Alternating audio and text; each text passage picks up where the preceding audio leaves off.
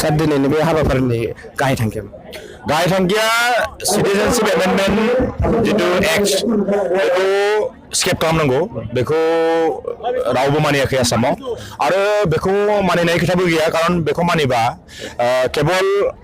आसामावल' problem जागोन बा माने जेराव 6 शेड्यूल एरिया जाव प्रब्लेम जानाय नङा बेबायदि किसु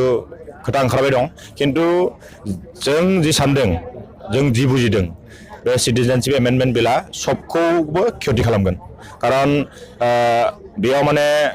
सब जनगोष्ठी সকলো कमिउनिटी माने गासैखौबो बे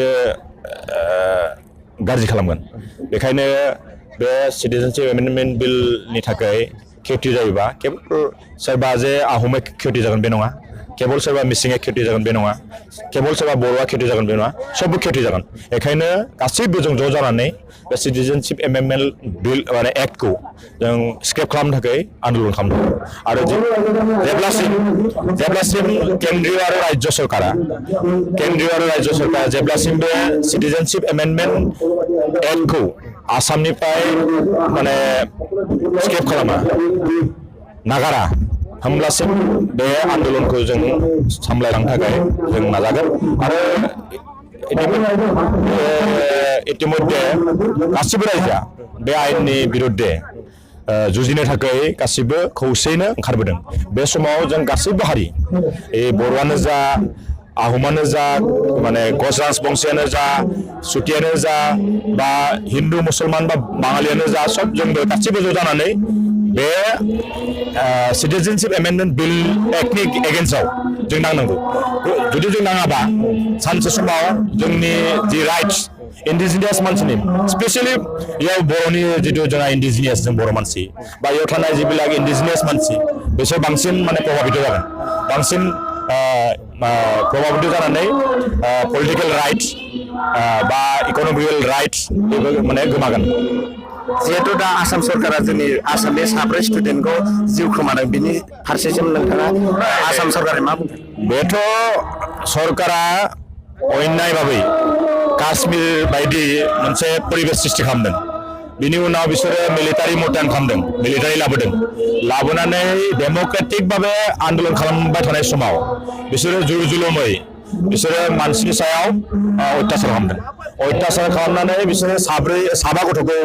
बुथारनाय बायदि जादों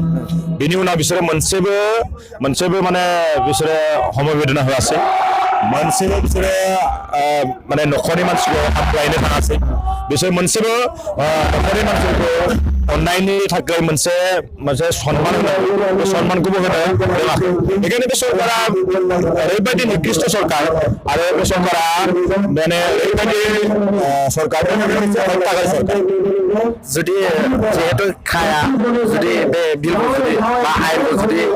बोखारफिनाबा नोंथांमोना नेक्स्ट इलेक्सनाव सोरजों सापर्ट बे खोथाखौ जों स्पष्ट भाबै जों बुंनो नागिराखै जे पलिटिकेल मोनसे परिबेशनि गेजेरजों मोनसे परिस्थितिनि गेजेरजों गासै आसामावनो मोनसे आबहावा सोलिबाय दं बे माने गोदान राजनितिक माने हान्जा मोनसे ओंखारगोन नामा कारण कंग्रेसखौबो जों बिसा खालामनो हाया एजिपिखौथ' हाखाया आरो दा बिजेपिखौथ' आरो हासिना बेखायनो मोनसे बिकल्प माने राजनितिक हान्जा मोनसे नागिरदों बे समाव रायजोआ जुदि नागिरोब्ला जोङो जोंनि माने हान्जानि जोंनि संगठननिफ्राय हेफाजाब माने होदेरगोन जों बिसोरखौ माबायदि सहयोग होनांगौ बेखौ होनो नागिरदों खिन्थु जों पलिटिकेलि जाना थानो नागिरदों मानसिफ्रा जेरै पलिटिकेलि दाबो फ्रि जों पलिटिकेल सोमोन्दो रावजोंबो गैया बेखायनो जोङो आसामनि जेसेबां एथनिक अर्गेनाइजेसन दङ एबसुआनो जा टिएमपिकेनो जा बा आटासुआनो जा बा कच राजबंशी सबखौ लानानै जों मोनसे सिद्धान्त लानो हायोबा रायजोनि जितु आह्वान रायजोआ जि नागिरदों माने विकल्प राजनीतिक चिन्ता बे रायजोनि चिन्ताखौ जोङो मोनसे रिजाल्ट होनो थाखाय जों रायजोनि बायदि जों आवगायलांनो हागोन आरो